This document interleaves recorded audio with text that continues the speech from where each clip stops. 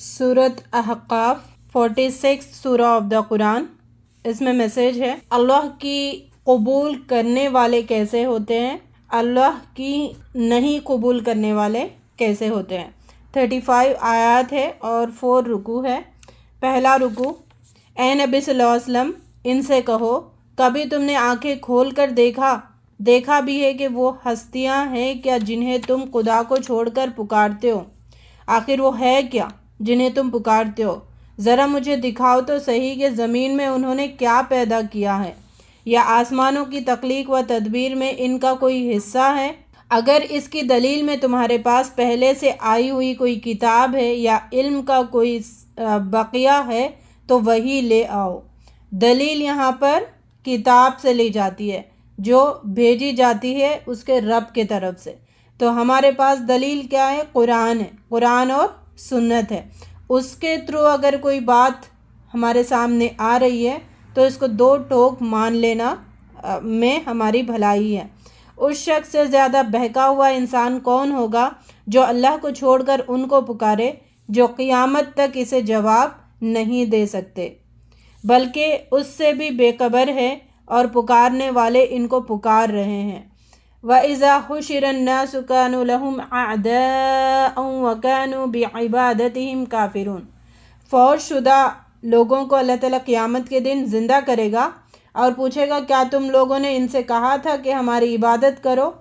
वो अल्लाह ताला से साफ इनकार करेंगे कि अल्लाह ताला हमने कहा ही नहीं और हमें पता भी नहीं ये इन्होंने हमारे पीछे क्या किया है।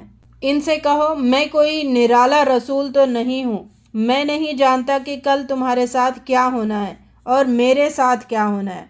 किसी के अंजाम की यकीनी खबर सिर्फ अल्लाह को है। यानी कोई इंतकाल कर जाता है तो हमें ये दावा नहीं करना है कि वो जन्नती है या ये नहीं कहना कि वो जहन्नमी है, क्योंकि फ़ैसला सिर्फ़ और सिर्फ अल्लाह ही को पता है। और क़यामत के दिन पता चलेगा कौन कामयाब है और कौन नाकाम है। नबी सल्लल्लाहु अलैहि वसल्लम से खुद कहलवाया गया, मैं नहीं जानता, आप कह दें नबी सल्लल्लाहु अलैहि वसल्लम, मैं नहीं जानता कि कल क़यामत के दिन मेरे साथ क्या होने वाला है और तुम्हारे साथ क्या होने वाला है। मैं तो सिर्फ इस वही की पैरवी करता हूँ जो मेरे पास भेजी जाती है, और मैं एक साफ खबरदार करने वाले के सिवा कुछ नहीं हूँ। लेकिन जिसकी मौत वाक़ई हो जाती है उनके रिलेटेड अच्छा गुमान रखना चाहिए, अल्लाह ताला उन्हें बख्श दे, अल्लाह ताला उन्हें माफ़ फरमाए, अच्छा गुमान रखना चाहिए और उनको बुरा भला नहीं कहना चाहिए कि अच्छा हुआ चलो मर गया, इसको अल्लाह ताला जन्नत जहन्नम नसीब करे, ऐसी नहीं, बल्कि जन्नत की तवक्को रखना चाहिए, उम्मीद रखना चाहिए और उसके लिए अच्छा गुमान रखना चाहिए। रुकू 2, ये किताब ज़बान अरबी में आई है, मूसा अलैहिस्सलाम की किताब की तस्दीक करती है ताकि ज़ालिमों को मुतनब्बे कर दे और नेकोकारों को बशारत दे।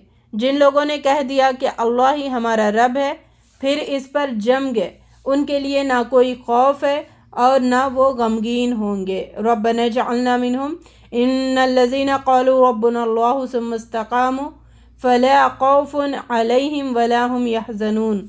अल्लाह रब्बुल इज़्ज़त हमें ये इस्तिक़ामत पर जमने वाले बना, दीन के बातों पर इस्तिक़ामत हमें नसीब फरमा और अल्लाह की इताअत में इस्तिक़ामत हम सबका नसीब फरमा। ये जन्नत में जाने वाले हैं। हमने इंसान को हिदायत की कि वो अपने वालिदैन के साथ नेक बर्ताव करे। उसकी माँ ने मशक्क़त उठाकर उसे पेट में रखा और मशक्क़त उठाकर ही जना, और उसके हमल और दूध छुड़ाने में 30 महीने लगे। जब वो 40 साल का हुआ तो अल्लाह की नेमतों का शुक्र अदा करने वाला और अल्लाह ही से दुआ करने वाला और ताबे फरमान बंदा बना। ये जन्नती है। यहाँ पर 40 ईयर्स तक ही इंसान की जिस्मानी क़ुव्वत, उसकी ताकत उरूज को पहुँचती है, इसका ज़िक्र किया जा रहा है। 40 ईयर्स में प्रॉपर इंसान जवान हो जाता है, अक़ल की पुख्तगी उसके अंदर आ जाती है, जिस्मानी क़ुव्वत उसके अंदर आ जाती है। इसी वजह से अल्लाह ताला ने तमाम अंबियाओं को 40 ईयर्स में ही उनको नबी बनाया गया। लेकिन ईसा अलैहिस्सलाम का एक्सेप्शनल केस है, उनको 30 ईयर्स में नबी बनाया गया और 33 ईयर्स में आसमान पर उठा लिया गया। दूसरे शख्स ने वालिदैन के साथ बद अखलाक़ी की और फिर इसे उठाए जाने का इनकार किया اور اللہ کے کلام کو فرسودہ کہانیاں قرار دیا، اس پر عذاب کا فیصلہ چسپاں ہوگا۔ یہ اپنی پیدائش کی کیفیتوں کو اللہ تعالیٰ بتا کر پھر کہہ رہے، جوانی میں پہنچ کر بعض اللہ کا نیک اور فرمانبردار بن جاتا ہے، بعض گنہگار بن جاتا ہے، کافر بن جاتا ہے۔ قیامت میں کافروں سے کہا جائے گا، تمہارے حصے کی نعمتیں تو تمہیں دنیا میں مل چکی، اب یہاں تمہارے لیے صرف ذلت کا عذاب ہے۔ رکوع 3۔ ہود علیہ السلام نے اپنی قوم سے کہا کہ اللہ کے سوا کسی کی بندگی نہ کرو، مجھے تمہارے حق میں ایک بڑے ہولناک دن کے عذاب کا اندیشہ ہے۔ انہوں نے انکار کیا۔ یہ احقاف ہے جہاں پر یہ قوم عاد رہتے ہیں، ان کے علاقے کے نام سے اس سورت کا نام رکھا گیا۔ احقاف یعنی ریت کے ٹیلوں والا علاقہ، ریت کے بڑے بڑے ٹیلے وہاں پر ہوا کرتے ہیں۔ اب کسی زمانے میں وہ شاداب علاقہ تھا، تو آج کل وہاں پہ ریت ہی ریت ہے، کوئی اس صحرا میں جانے کی جرت بھی نہیں کرتا۔ یہ علاقہ ساؤتھ ایسٹ سعودی عربیہ اور یمن کے درمیان کا حصہ ہے۔ اب اس کا نام ہے رب القالی، ایمٹی کوارٹر، اور وہاں پر کوئی جانے کی ہمت نہیں کر سکتا۔ ایک ٹائم میں شاداب علاقہ ہوا کرتا تھا۔ انہوں نے انکار کیا اور کہا کہ لے آ وہ عذاب جس سے تو ہمیں ڈراتا ہے۔ پھر جب انہوں نے اس عذاب کو اپنی وادیوں کی طرف آتے دیکھا تو انہوں نے کہا، یہ بادل ہے جو ہم کو سیراب کرے گا، مگر یہ ہوا کا طوفان تھا جس میں دردناک عذاب چلا آ رہا تھا، جس نے اس بستی کو تباہ کر دیا۔ ہم نے ان کو بہت کچھ دیا تھا، کان، آنکھ اور دل، سب کچھ دے رکھا تھا، مگر کان اس کے کسی کام نہ آئے، آنکھیں اس کے کسی کام نہ آئے، اور نہ دل اس کے کسی کام آئے۔ یعنی قرآن کا ایک اختتامی سفر ہے نا، اب یہاں سے قرآن کا کمپلیٹ ہونے کو ہے، لیکن یہاں پر ہمیں یہ لگ رہا ہے کہ قرآن چیخ چیخ کر کہہ رہا ہے کہ اپنی آنکھیں کھول کر دیکھو اللہ کے کلام کو، اپنے کان کھول کر سنو اللہ کے کلام کو، اللہ کے احکام کو، اپنے دل کھول کر اس پہ غور و فکر کرو، فہم حاصل کرو، سمجھ حاصل کرو، جس سے تمہاری آخرت درست ہو۔ تو یہ باتیں چیخ چیخ کر قرآن کہہ رہا ہے۔ کیا ہم ابھی بھی بہرے ہیں، یا کیا ہم ابھی بھی اندھے ہیں؟ کیا اب ہم ابھی بھی ہماری سمجھ نہیں کھلی ہے، غور و فکر کا جذبہ ہمارے دل میں نہیں پیدا ہوا ہے؟ اگر نہیں پیدا ہوا ہے تو پھر افسوس ہے، پیدا کرنا چاہیے۔ اگر پیدا ہو گیا تو اللہ تعالیٰ کے خوش قسمت بندوں میں شمار ہے۔ اللہ تعالیٰ ہمیں آنکھ، کان اور دل سے صحیح ان کا حق ادا کرنے والوں میں شامل فرمائے، کیونکہ وہ اللہ کی آیات کا انکار کرتے تھے، مگر کان ان کے کسی کام نہ آئے، اور آنکھ کسی کام نہ آئے، نہ دل کسی کام آئے، کیونکہ وہ اللہ کی آیات کا انکار کرتے تھے۔ رکوع 4۔ ہم نے کئی بستیوں کو ہلاک کیا ہے، ہم نے اپنی آیات کو بھیج کر بار بار طرح طرح سے ان کو سمجھا، پھر کیوں نہ ان ہستیوں نے ان کی مدد کی جنہیں اللہ کو چھوڑ کر انہوں نے تقرب اللہ کا ذریعہ سمجھتے ہوئے معبود بنا لیے تھے۔ جب جنہوں نے قرآن کو سنا تو اپنی قوم کی طرف خبردار کرنے والے بن کر پلٹے۔ تو یہاں پر نبی صلی اللہ علیہ وسلم اپنے چند ساتھیوں کے ساتھ عکاظ کے بازار میں جانے کا ارادہ کیا تھا، تو ان دنوں میں شیطانوں کو آسمانوں کی طرف جانے سے منع کیا۔ 23 ایئرس بالکل پہرا تھا، کوئی بھی جانے کی کوشش کرتا تھا، کوئی بھی جن، تو تیز شعلہ ان پر برستا تھا، انگارہ برستا تھا، اور وہ نیچے واپس آ جاتے تھے۔ تو آخر یہ جنہوں نے پھر مشورہ کیا، آخر یہ ہو کیا رہا ہے، کچھ نہ کچھ تو چینج ہوا ہے جس کی وجہ سے ہمیں آسمان تک جانے سے روک دیا جا رہا ہے۔ تو جنہوں نے یہ کیا کہ چلو زمین کے مشرق اور مغرب تک گھوم جاؤ اور سرچ کرو کیا زمین میں ڈیفرنٹ ہوا ہے، تو بعض جن ادھر اس علاقے میں بھی آ گئے تھے مکہ مدینہ کی طرف، اور انہوں نے نبی صلی اللہ علیہ وسلم کو تلاوت کرتے ہوئے سنا۔ فجر کی نماز آپ پڑھا رہے تھے، آپ تلاوت کرتے ہوئے جنہوں نے سنا، اور اس کلام کو پھر انہوں نے اپنے قوم کی طرف لے کے آئے، اور ان سارے جنہوں نے ایمان لے کے آئے۔ اچھا، یہاں پہ بات کیا بتائی گئی کہ انہوں نے ایک دفعہ سنا اور پھر اپنے لوگوں کو پہنچایا، تبلیغ کی۔ تو ہمیں بھی کیا بات پتہ چل رہی، جب ہم نے بات سنی تو ہماری نیکسٹ ذمہ داری کیا بنتی ہے، اس کو لوگوں تک پہنچائے۔ پھر ذمہ داری بنتی ہے خود عمل کرے، پھر لوگوں کو عمل کرنے پر ابھارا جائے۔ نبی صلی اللہ علیہ وسلم نے فرمایا جنوں کی خوراک، جانوروں کی ہر ہڈی جو اللہ کے نام پر کاٹا جائے، جو اللہ کے نام پر ذبح کیا جائے اور جو اللہ کے نام سے کھایا جائے، وہ ہڈی جنوں کی خوراک ہے۔ اور یعنی جیسے ہی وہ ہڈی وہ لوگ پکڑتے ہیں ان کے لیے اس پہ گوشت چڑھ جاتا ہے۔ اسی لیے کہا گیا کہ جب بھی کھایا جاتا ہے تو بسم اللہ کہہ کے کھاؤ، کیونکہ وہ تمہارے بھائیوں کی غذا ہے۔ اور جنوں کی جو جانور ہے ان کا خوراک اونٹوں کی مینگنیاں ہیں۔ نبی صلی اللہ علیہ وسلم نے فرمایا ہڈی اور مینگنی سے استنجا مت کرو، وہ تمہارے بھائی کا خوراک ہے اور ان کے جانوروں کا خوراک ہے۔ انہوں نے جا کر کہا اے ہماری قوم کے لوگوں، ہم نے ایک کتاب سنی ہے جو تصدیق کرنے والی ہے پہلے کتابوں کی، رہنمائی کرتی ہے راہ راست کی طرف۔ اے قوم، اللہ کی طرف بلانے والے کی دعوت قبول کر لو اور اس پر ایمان لے آؤ۔ اللہ تمہارے گناہوں سے درگزر فرمائے گا اور تمہیں عذاب علیم سے بچا لے گا۔ اللہ نے زمین و آسمان پیدا کیے اور ان کو بناتے ہوئے وہ ذرا بھی نہیں تھکا۔ کفار کا یہ تھا اور اہل کتاب کا بھی یہی طریقہ تھا، سوچ یہ تھی کہ اللہ تعالیٰ نے 6 دن میں کائنات بنائے، پھر تھک کے 7th ڈے آرام کیے، اس وجہ سے ہم بھی آرام کرتے ہیں، نعوذ باللہ۔ تو اللہ تعالیٰ بالکل نہیں تھکتے ہیں جو بھی کام کرتے ہیں۔ وہ ضرور یہ قدرت رکھتا ہے کہ مردوں کو زندہ کرے۔ قیامت میں لوگوں کو یوں معلوم ہوگا جیسے دنیا میں دن کی ایک گھڑی بھر سے زیادہ نہیں رہے تھے۔ دنیا میں کتنا ٹائم؟ بہت کم ٹائم انہوں نے رہا۔ اولو العزم انبیاء کا یہاں پر ذکر کیا جا رہا ہے۔ اولو العزم انبیاء 5 ہے، نوح علیہ السلام، ابراہیم علیہ السلام، موسیٰ علیہ السلام، عیسیٰ علیہ السلام اور محمد صلی اللہ علیہ وسلم۔ 4 قسم کے لوگوں کا ذکر ہے۔ تو اپنا محاسبہ کریں ہم کس میں آتے ہیں۔ پہلا، اگر تم جانتے ہو اور تم خود نہیں جانتے کہ تم جانتے ہو تو تم غافل ہو، کیا اس میں ہے ہم؟ سیکنڈ، اگر تم نہیں جانتے ہو اور جانتے ہو کہ نہیں جانتے ہو تو جاہل ہو۔ تیسرا، اگر تم جانتے ہو اور جانتے ہو کہ تم جانتے ہو تو تم عالم ہو۔ چوتھا، اگر تم نہیں جانتے ہو اور جانتے ہو کہ نہیں جانتے ہو تو تم گمراہ ہو۔ تو یہ 4 میں ہماری کس میں ہے؟ غافل میں ہے یا پھر جاہل میں ہے، عالم میں ہے یا پھر ہم گمراہ میں ہے۔ اللہ تعالیٰ ہمیں تیسرے قسم میں شامل فرمائے۔ 47 سورہ آف دا قرآن، سورہ محمد، اسے سورہ القتال بھی کہا جاتا ہے، اور یہ 5th مدنی مکی صورتوں کے گروپ کی 3 مدنی صورتیں آ رہی ہے، بہت چھوٹی چھوٹی، جیسے ہم نے سمجھا تھا سورہ بقرہ، پھر سورہ انفال، سورہ آل عمران، سورہ نساء، سورہ احزاب، سورہ نور، سورہ مائدہ۔ یہ مدنی بڑی بڑی صورتیں ہیں۔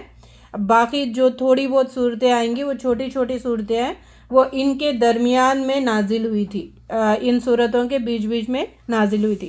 اور سورہ محمد کہا جاتا ہے کہ مدینے کے ابتدائی دور میں یہ نازل ہوئی تھی۔ پہلا رکوع، قرآن میں محمد 4 دفعہ استعمال ہوا ہے، صلی اللہ علیہ وسلم، 4 جگہ محمد نام آیا ہے، ایک سورہ آل عمران میں، ایک سورہ احزاب میں، ایک سورہ فتح میں، اور یہاں پر محمد صلی اللہ علیہ وسلم۔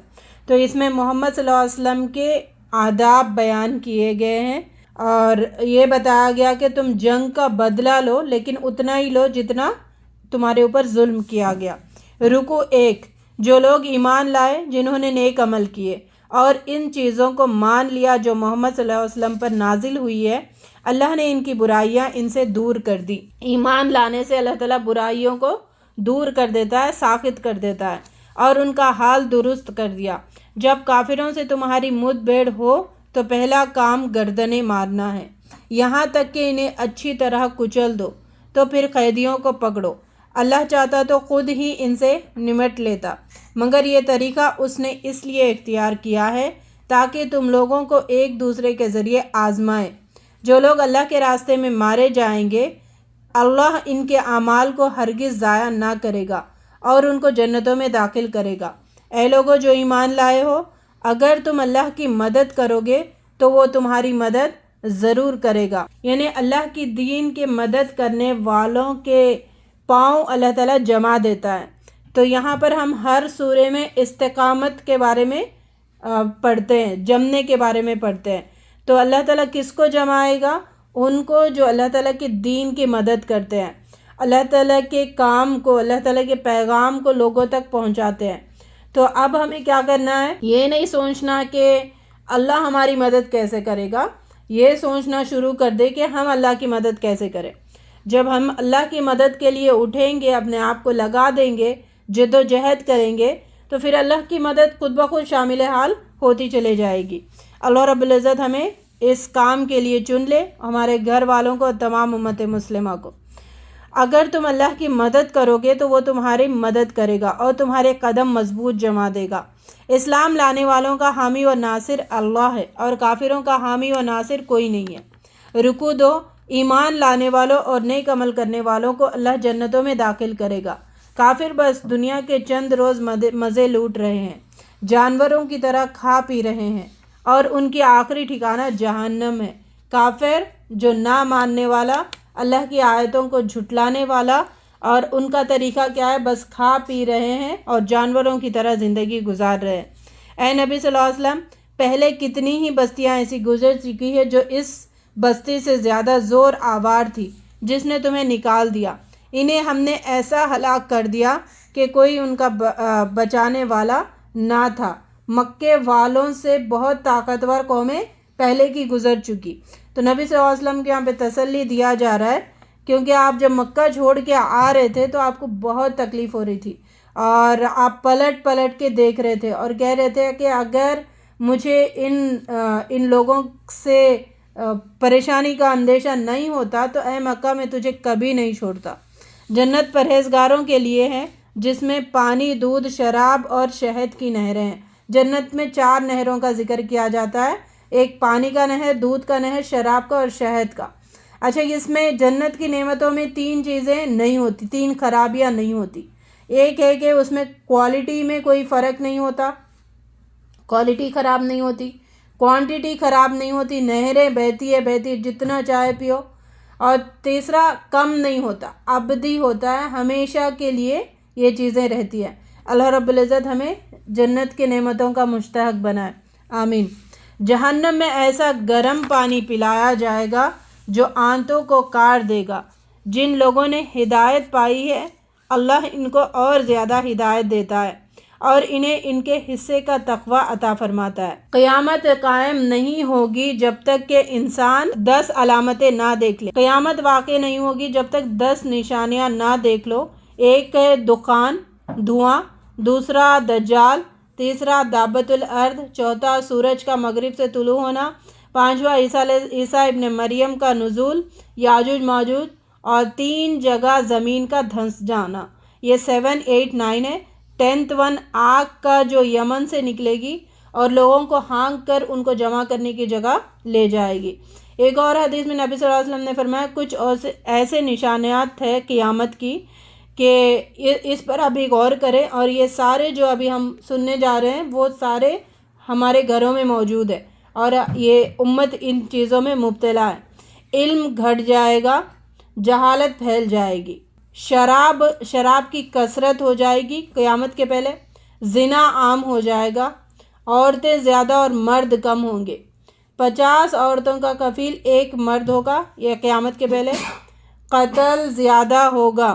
یہ ساری چیزیں قیامت کی نشانیوں میں سے ہیں، اور جو بات اللہ تعالیٰ نے بتائی انہیں ان کا حصے کا تقوی عطا فرمائے گا۔ یعنی جن لوگوں نے ہدایت پائی ہے، اللہ ان کو اور زیادہ ہدایت دیتا ہے اور انہیں ان کے حصے کا تقوی عطا فرماتا ہے۔ جو ہدایت یافتہ ہوتے ہیں، اللہ تعالیٰ ہدایت میں اضافہ کر کے، اور جو با عمل ہوتا ہے اسے علم سے اور نوازتے رہتے ہیں۔ ٹھیک ہے، جیسے ایک عالم ہے، عمل کرتے ہوئے علم حاصل کر رہے، لوگوں کو پہنچا رہے، تو اللہ تعالیٰ اس کو اور نالج دیتے اور علم آتے رہتا، اور اس کے فہم، تدبر، غور و فکر میں وہ بڑھتا چلا جاتا ہے۔ تو اللہ تعالیٰ ہمیں بھی علم کے ذریعے تقوی میں پختہ ہونے والوں میں شامل کرے۔ قیامت کی علامتیں تو آ چکی ہے، جب وہ خود آ جائے گی تو ان کے لیے نصیحت قبول کرنے کا کون سا باقی رہ جائے گا۔ نشانیاں تو دیکھ رہے ہم، اب وہ آ جائے گا تو پھر نصیحت قبول کرنے کا وقت نہیں ملنے والا۔ رکوع 3، جب اللہ نے ایک محکم صورت نازل کر دی ہے جس میں جنگ کا ذکر تھا، تو جن لوگوں کے دل میں نفاق تھا وہ تمہاری طرف ایسے دیکھ رہے تھے جیسے کسی پر موت چھا گئی ہو۔ جب قطع کا حکم دیا گیا وہ اللہ سے کیے گئے اپنے عہد میں سچے نکلتے تو انہی کے لیے اچھا تھا۔ اب تم لوگوں سے اس کے سوا کیا توقع کی جا سکتی ہے کہ اگر تم الٹے منہ پھر گئے تو زمین میں پھر فساد برپا نہ کرو گے اور آپس میں ایک دوسرے کے گلے کاٹ لو گے؟ کیا ان لوگوں نے قرآن پر غور نہیں کیا یا دلوں پر ان کے قفل چڑھے ہوئے ہیں؟ افلا یتدبرون القرآن ام علی قلوب اقفالها، کیا تمہارے دلوں پر قفل لگے ہوئے، تالے لگے ہوئے، تم بات کیوں نہیں سن رہے؟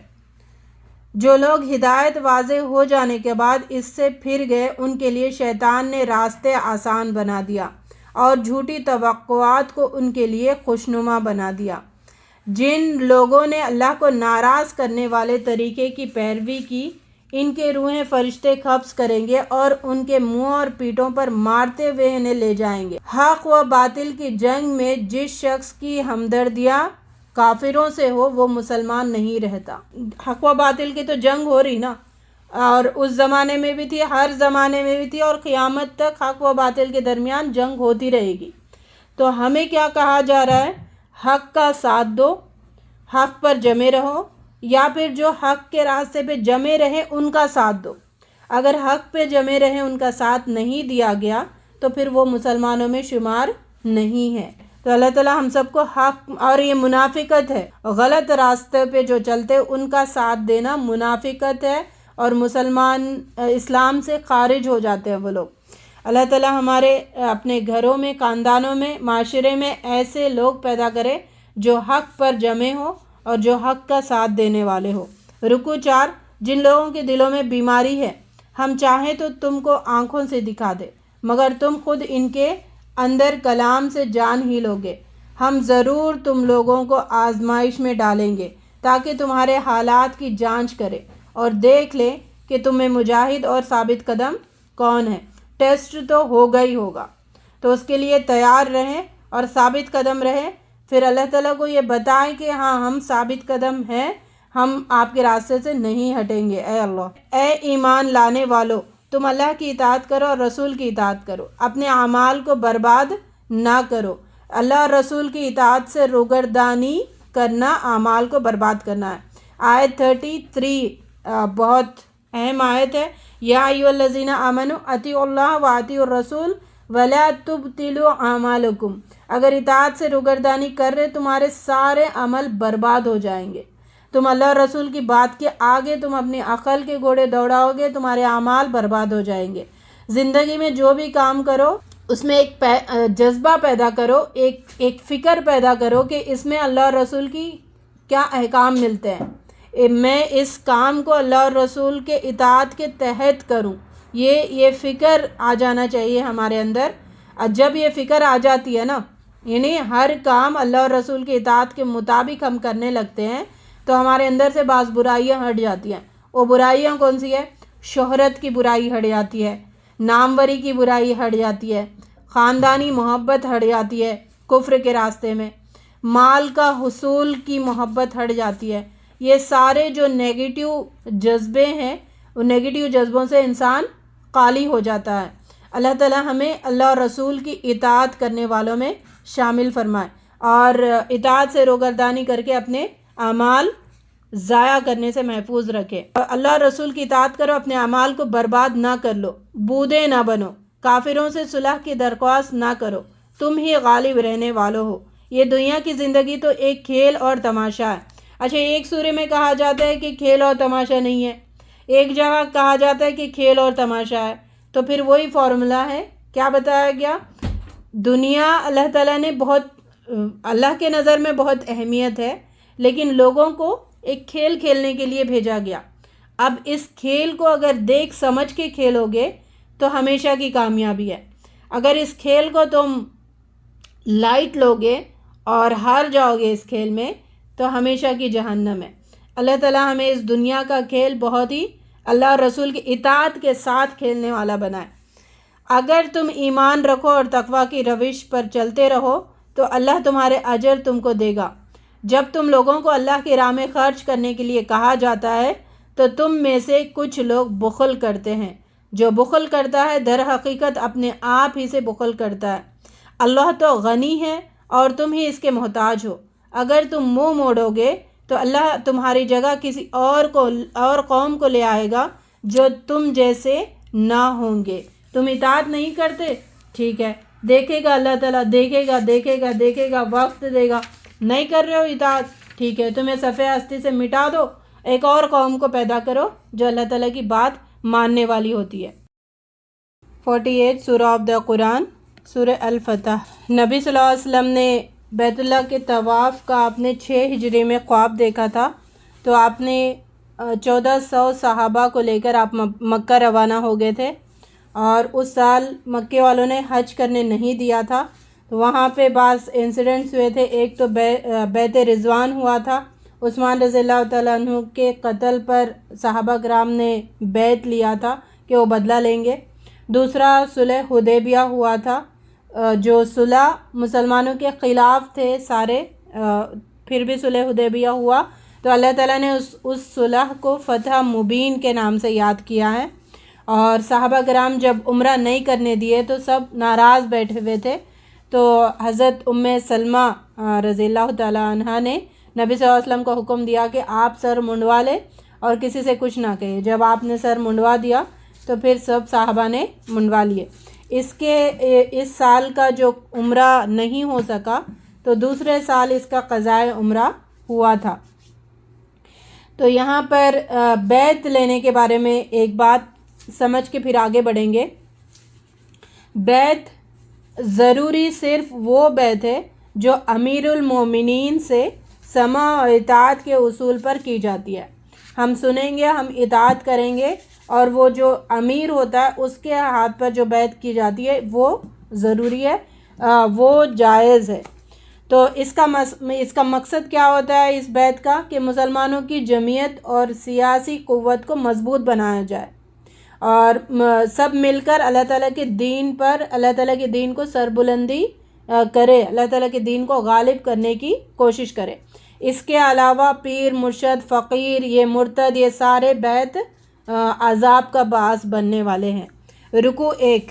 اے نبی صلی اللہ علیہ وسلم، ہم نے تم کو کھلی فتح عطا کی ہے تاکہ اللہ تمہاری اگلی پچھلی کوتاہیوں سے درگزر فرمائے اور تم پر اپنی نعمت کی تکمیل کر دے، تمہیں سیدھا راستہ دکھائے اور تم کو زبردست نصرت پہنچائے۔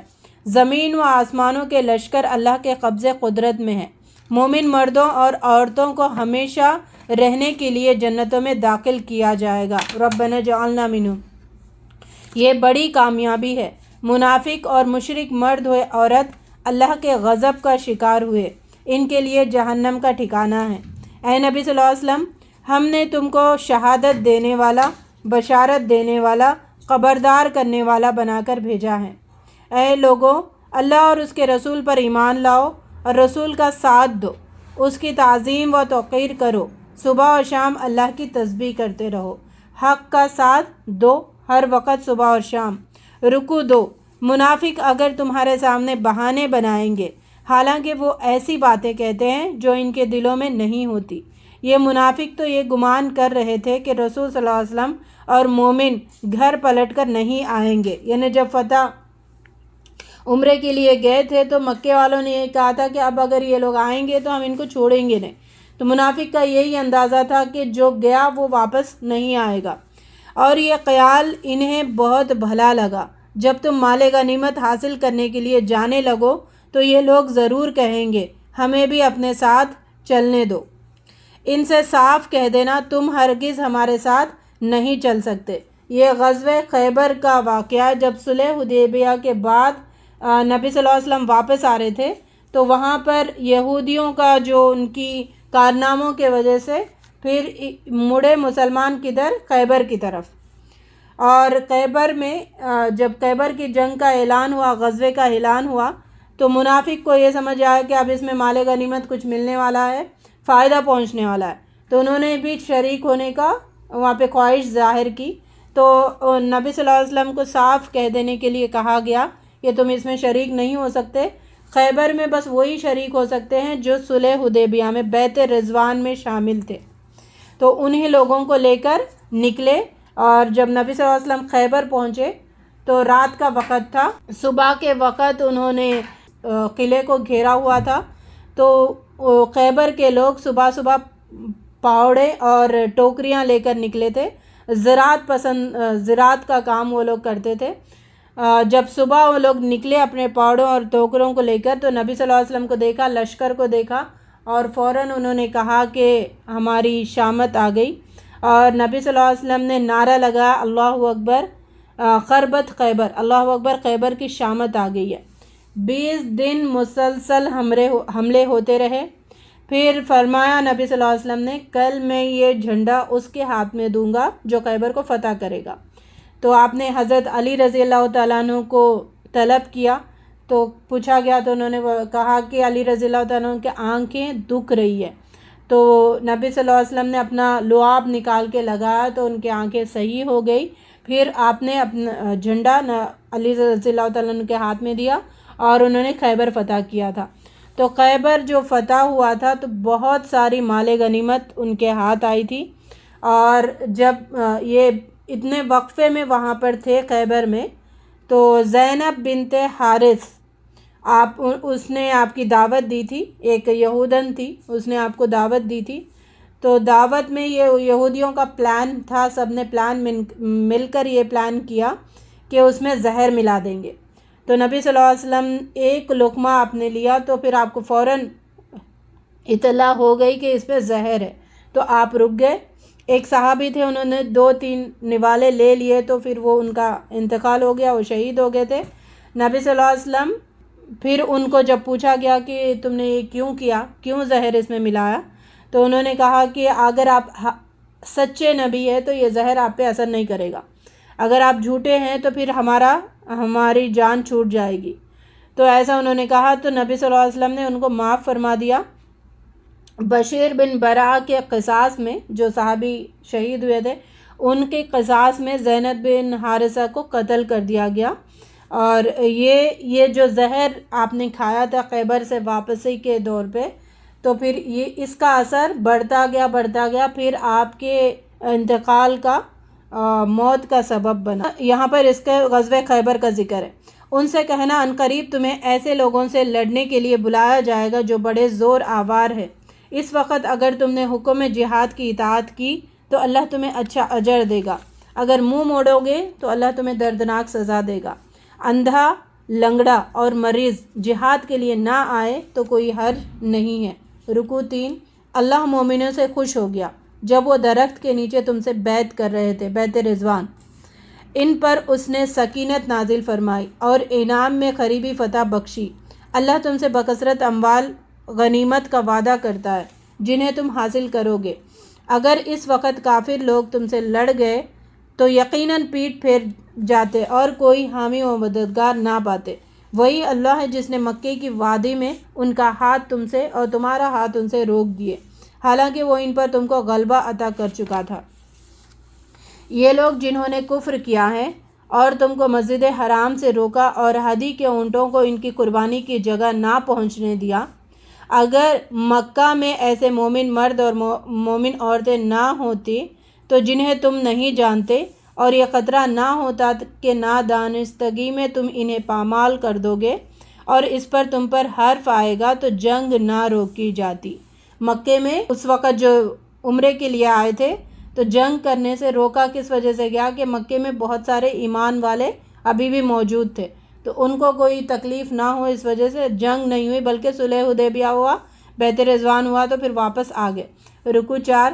اللہ نے اپنے رسول صلی اللہ علیہ وسلم کو سچا خواب دکھایا، انشاءاللہ تم ضرور مسجد حرام میں پورے امن کے ساتھ داخل ہوں گے، اپنے سر منڈواؤ گے اور بال ترشواؤ گے اور تمہیں کوئی خوف نہ ہوگا۔ وہ اللہ ہی ہے جس نے اپنے رسول کو ہدایت اور دین حق کے ساتھ بھیجا تاکہ اس کو پورے جن سے دین پر غالب کر دے۔ محمد صلی اللہ علیہ وسلم اللہ کے رسول ہیں اور جو لوگ ان کے ساتھ ہیں وہ کفار پر سخت ہے۔ یہاں پر صحابہ کرام کی کوالٹیز بتائی جا رہی ہے۔ صحابہ کرام کی کوالٹی نمبر 1 کافروں پر سخت، دوسرا آپس میں رحم دل، تیسرا رکوع اور سجدوں میں مصروف ہمیشہ رہا کرتے تھے اور شب بیدار ہوا کرتے تھے۔ رات میں ان کی پیٹھیں بستروں سے الگ رہتی تھی، کس وجہ سے؟ فضول ٹائم ویسٹ کرنے کے لیے نہیں بلکہ اللہ کی یاد کرنے کے لیے، اللہ سے ڈرنے والے تھے۔ جو لوگ ان کے ساتھ ہیں وہ کفار پر سخت اور آپس میں رحیم ہیں۔ وہ لوگ رکوع و سجدے اور اللہ کی رضا کی طالب میں مشغول رہتے ہیں۔ ان کے پیشانیوں پر سجدے کے نشان ہیں۔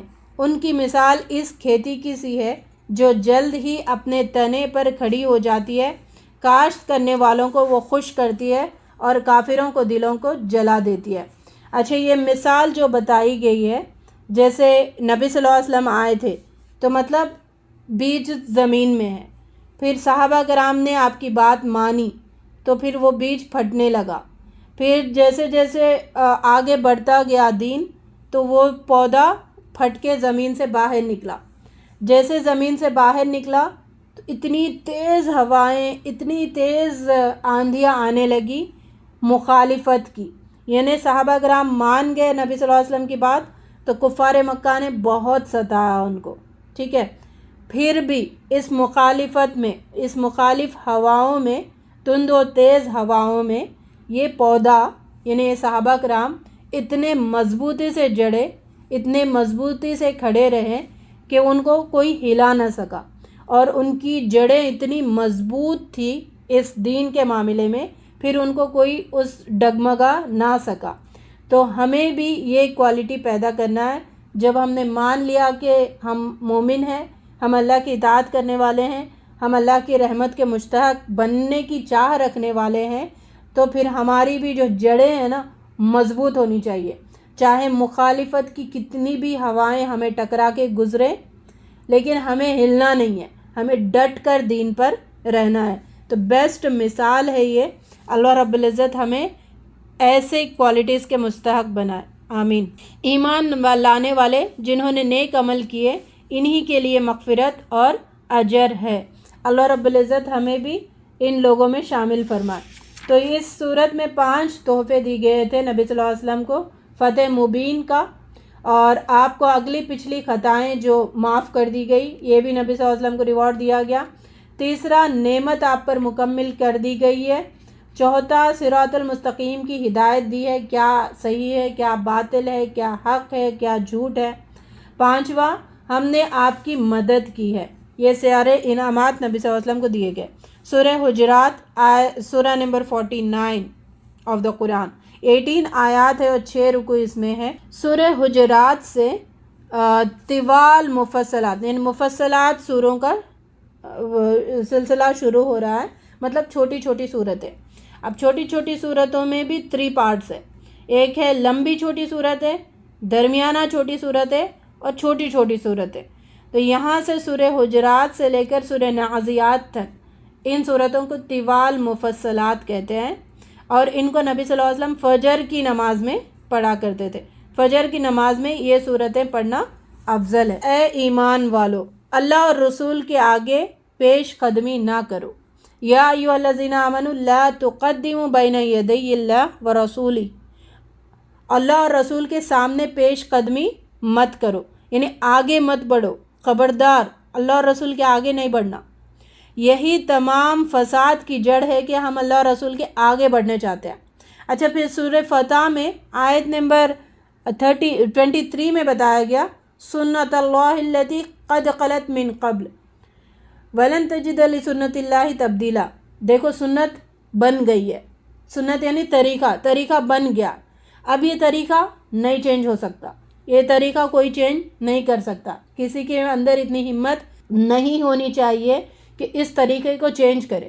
تو یہاں پہ وارن کیا جا رہا ہے، دیکھو آگے مت بڑھنا، نو وے، آگے بڑھنا ہی نہیں۔ تمہاری عقل بھی اللہ اور رسول کے حکم کے آگے نہیں بڑھنا، تمہاری خواہشات بھی اللہ اور رسول کے آگے نہیں بڑھنا، اور تمہاری رائے اللہ اور رسول کے آگے نہیں بڑھنا۔ خبردار ہو جاؤ، اور اپنی آوازیں نبی صلی اللہ علیہ وسلم کی آواز سے بلند نہ کرو، اور نہ نبی صلی اللہ علیہ وسلم کے ساتھ اونچی آواز سے بات کرو۔ اگر اللہ تعالیٰ کہتے ہیں کہ دین کے احکام تمہارے مطابق ہوتے نا، تمہارے مرضی کے مطابق، تم پر ہی مشقت ہوتا. ہمیں سمجھ نہیں ہے نا کون سا ہمارے لیے بھلا ہے. ہم ایک کام کرتے تو وہ ہمارے لیے نقصان ہوتا ہے، اکثر نقصان ہوتا ہے.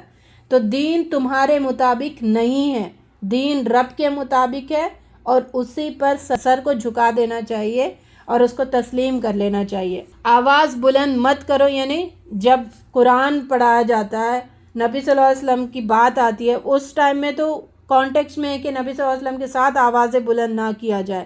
صحابہ کرام اتنے پریشان ہو گئے تو ایک صحابی جا کے بیٹھ گئے کونے میں، اور کئی دن تک نبی صلی اللہ علیہ وسلم کو نہیں دکھے.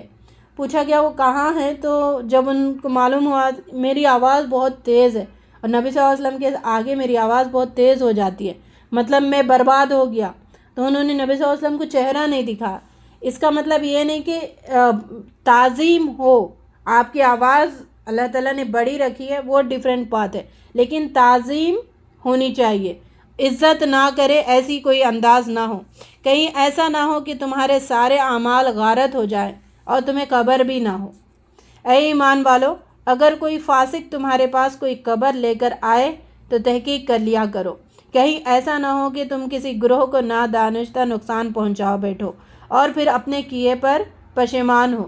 اگر اہل ایمان میں سے دو گروہ وہ آپس میں لڑ جائیں تو ان کے درمیان صلح کرا دو. پھر اگر ان میں سے ایک گروہ دوسرے گروہ پر زیادتی کرے تو زیادتی کرنے والوں سے لڑو یہاں تک کہ وہ اللہ کے حکم کی طرف پلٹ آئے.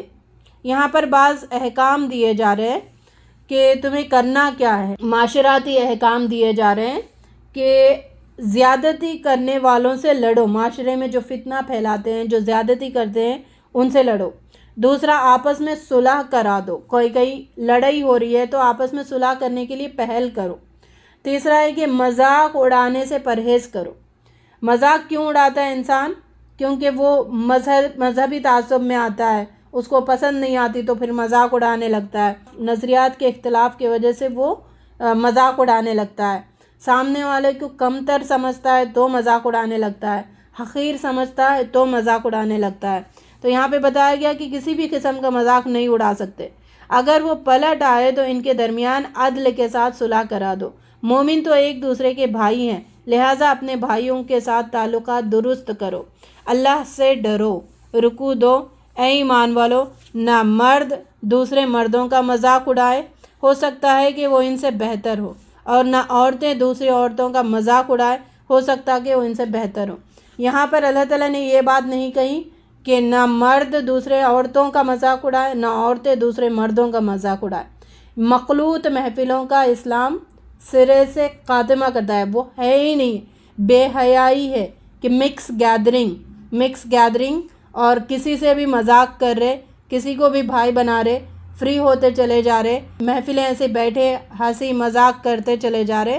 یہ مخلوط محفلیں ہیں اور وہاں پر شیطان جم جاتا ہے اور وہ سارے لوگوں کا اعمال غارت ہو جاتے ہیں. اللہ تعالیٰ ایسے گنونے جرم سے محفوظ رکھے. اس بے حیائی کو بے حیائی سمجھنے والے بنائے ہمیں. ایک دوسرے پر طعنہ نہ کرو اور نہ ایک دوسرے کو برے القاب سے یاد کرو. ہم نے جو مکی صورتوں میں کیا دیکھا تھا، انبیاؤں کی واقعات دیکھے تھے، ایمانیات پر بحث دیکھے تھے. مدنی صورتوں میں یہ کرو، یہ نہیں کرو، اس سے رک جاؤ، یہ کرتے رہو، یہ احکامات دیے جاتے ہیں.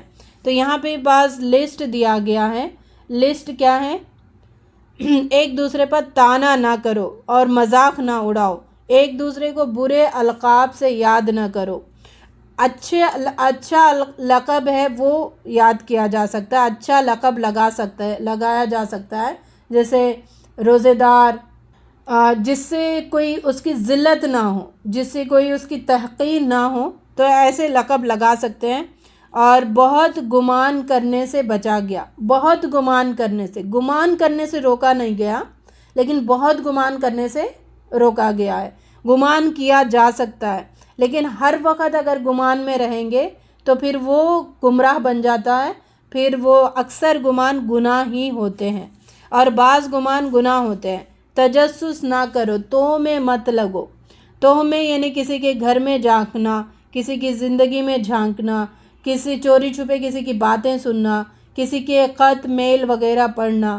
تو یہ ساری توہ میں لگنا ہے، تجسس میں مت رہو، تم ایک دوسرے کی غیبت نہ کرو، تو غیبت سے اجتناب کرو۔ نبی صلی اللہ علیہ وسلم نے فرمایا تم اپنے بھائی کا ذکر اس طرح کرے جو اسے ناگوار ہو، یہ غیبت ہے۔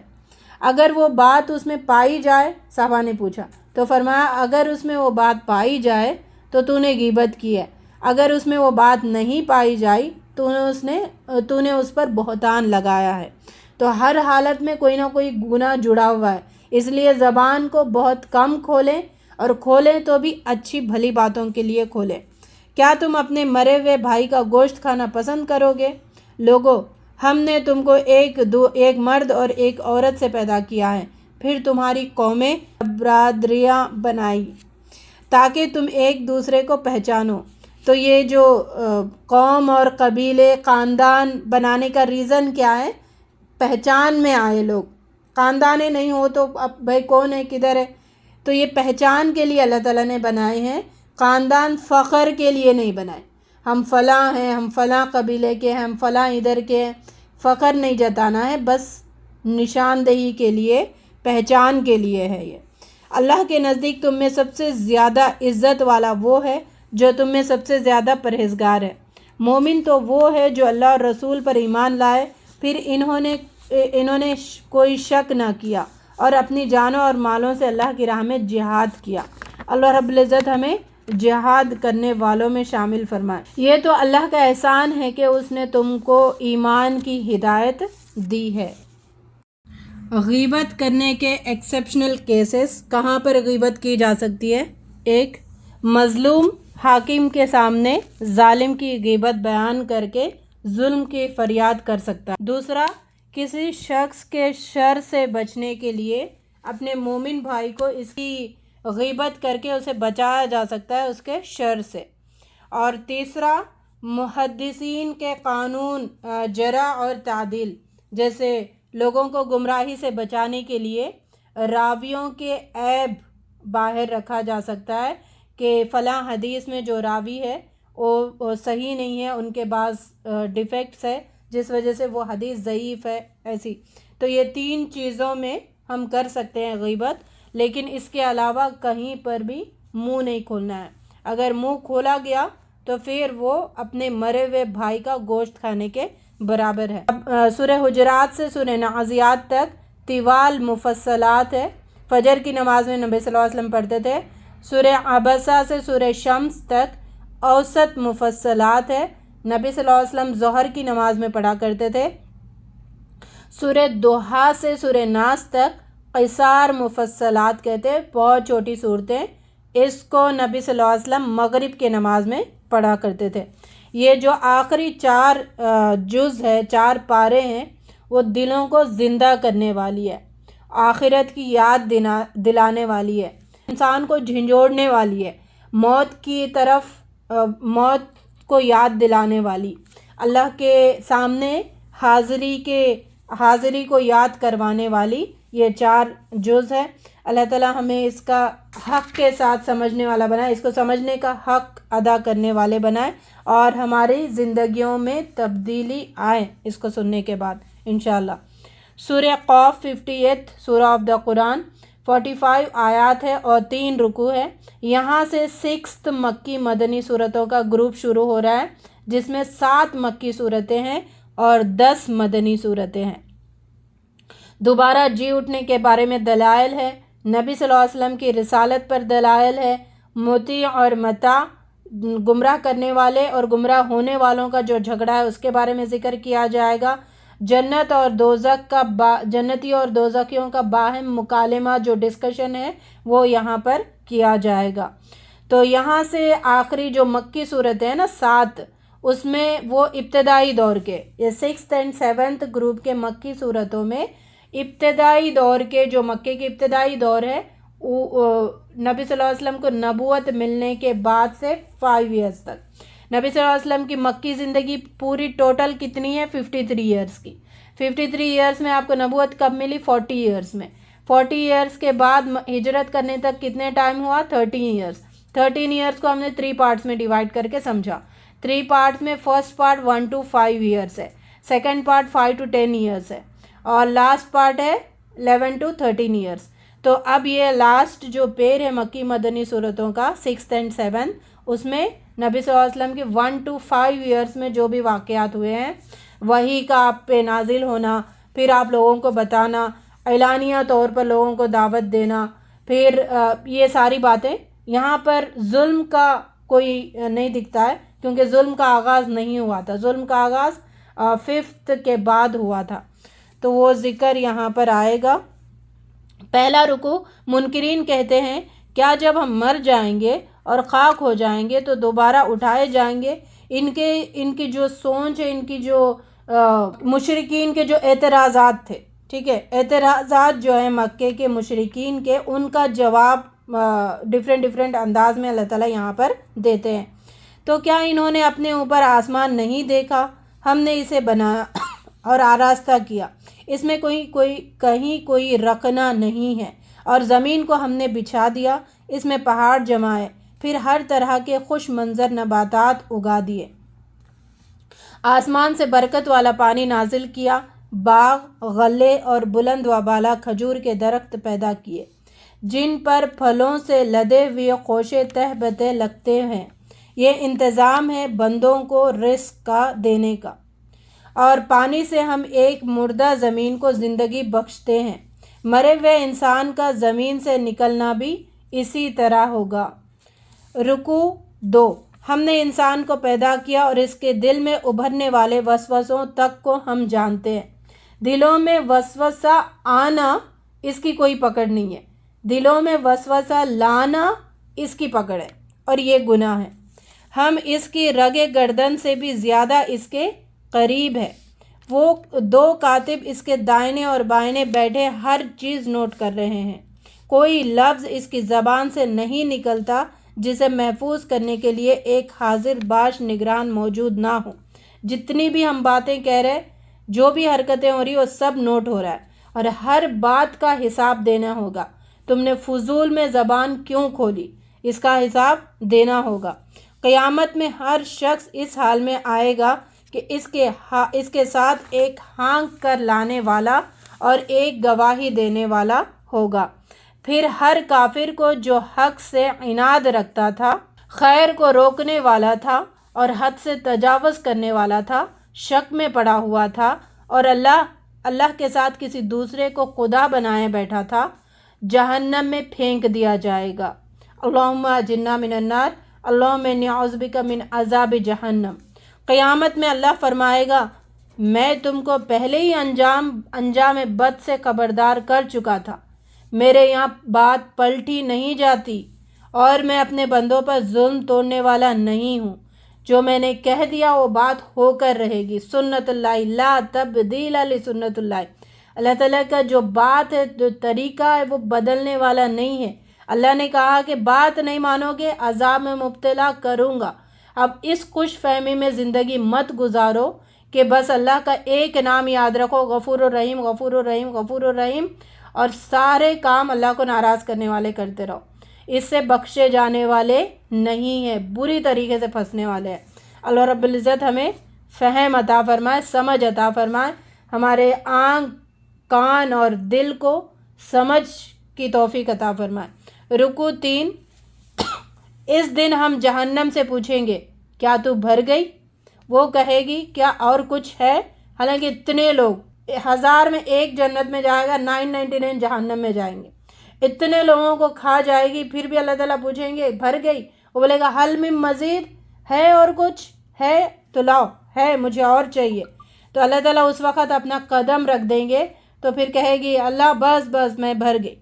फिर जन्नत मुत्तकियों के करीब लाई जाएगी। जहन्नमियों को जाना पड़ेगा जहन्नम तक, उसको हाँक कर ले जाया जाएगा। ज़रा तसव्वुर करें ना, जानवरों को जैसे हाँक कर ले जाया जाता है, तो कुफ़ार को, ना मानने वालों को, मुतकब्बिरीन को, तकब्बुर करने वालों को हाँक कर ले जाएंगे फरिश्ते, घसीट कर, बालों से पकड़ के खींच कर जहन्नम की तरफ ले जाएंगे।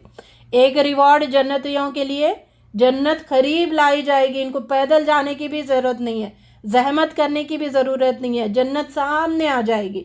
रब्बना जअलना मिनहुम, अल्लाह ताला हम सबको मुत्तकीन में शामिल फरमाए। اور ہر اس شخص کو جو رجوع کرنے والا تھا، بڑی نگہداشت کرنے والا تھا اور بے دیکھے رحمان سے ڈرتا تھا، اور جو دل گرویدہ لیے ہوئے آیا، جنت میں داخل کیا جائے گا۔ ربنا جعلنا منہم، اللہ تعالیٰ ہمیں ان ساری خوبیوں کا مالک بنائے اور ہمیں اپنا ٹھکانہ جنت بنانے کی کوشش کرنے میں زندگی گزارنے والا بنائے۔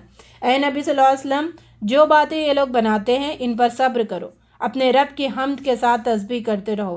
طلوع آفتاب اور غروب آفتاب سے پہلے اس راستے میں جو کچھ کہہ رہا ہے، جو کچھ کر رہا ہے اس پہ صبر کرو، آپ ڈٹے رہو، آپ ہلنا نہیں۔ رات کے وقت اور سجدہ ریزوں سے فارغ ہونے کے بعد تسبیح کرتے رہو ہر وقت۔ اس دن آواز حشر کو سن کر زمین پھٹ جائے گی اور لوگ اس کے اندر سے نکل کر تیز تیز بھاگے جائیں گے۔ پہلا نفخہ صور پھونکا جائے گا تو زمین پھٹ کر جیسے کونپلیاں نکلتے ہیں ویسے انسان زمین سے نکلیں گے۔ یہ حشر ہمارے لیے بہت آسان ہے اے نبی صلی اللہ علیہ وسلم، بس اس قرآن کے ذریعے سے ہر اس شخص کو نصیحت کرو جو میری تنبیہ سے ڈرے۔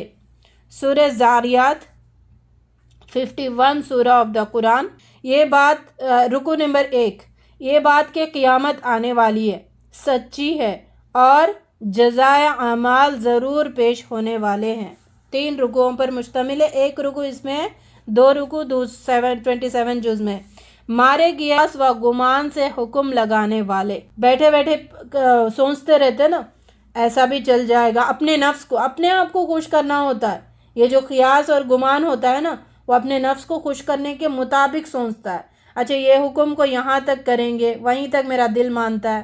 تو اللہ تعالیٰ کہتا ہے قیاس اور گمان کرنے والے مارے گئے، وہ اور مارے گئے قیاس اور گمان کے حکم لگانے والے، اور جو جہاد میں غرق اور غفلت میں مدہوش، غفلت میں پڑے ہوئے اور غرق میں، یعنی ایسی غفلتوں میں کہ ان کو جیسے آنکھ روشنی میں بیٹھا ہوا، آنکھ بند کیا ہوا ہے، روشنی میں بیٹھا ہوا ہے لیکن آنکھ بند کر رہا، اتنا ٹائٹ آنکھ بند کیا ہے کہ اس کو روشنی بالکل نظر بھی نہ آئے۔ اللہ تعالیٰ ہمیں ایسے غافلوں سے محفوظ رکھے، ایسے غافل بننے سے محفوظ رکھے، ایسے بدبخت بننے سے محفوظ رکھے۔ روز جزا کے منکر ہے، اس روز یہ لوگ آگ پر تپائے جائیں گے۔ ایزیوم کریں کیا ہوگا اس وقت جو نہ مانتا ہے، غفلت میں پڑا ہوا ہے، اپنے ہی سوچوں میں، نہیں ایسا نہیں ہوگا مجھے لگتا ہے، ویسا نہیں ہوگا مجھے لگتا ہے۔ تجھے لگنے کے جیسا دین نہیں ہے، دین ویسا ہے جو اللہ کو لگتا ہے، جو اللہ تعالیٰ کی مرضی ہے۔ تو ہمیں اللہ کی مرضی کے تابع اپنے آپ کو بنا دینا ہے، خواہشات کو اللہ کی اطاعت کے پیچھے پیچھے لگا دینا، تب ہم کامیاب ہو سکتے ہیں۔ البتہ متقی لوگ باغوں اور چشموں میں ہوں گے۔ ربنا جعلنا منہم، اس لیے کہ وہ اس دن کے آنے سے پہلے نیکوکار تھے، راتوں کو کم ہی سوتے تھے اور رات کے آخری حصے میں معافی مانگتے تھے، اور ان کے مالوں میں مانگنے والے اور محروم کا حق تھا۔ زمین میں بہت سی نشانیاں ہیں جو خود تمہارے اپنے وجود میں بھی یقین لانے والوں کے لیے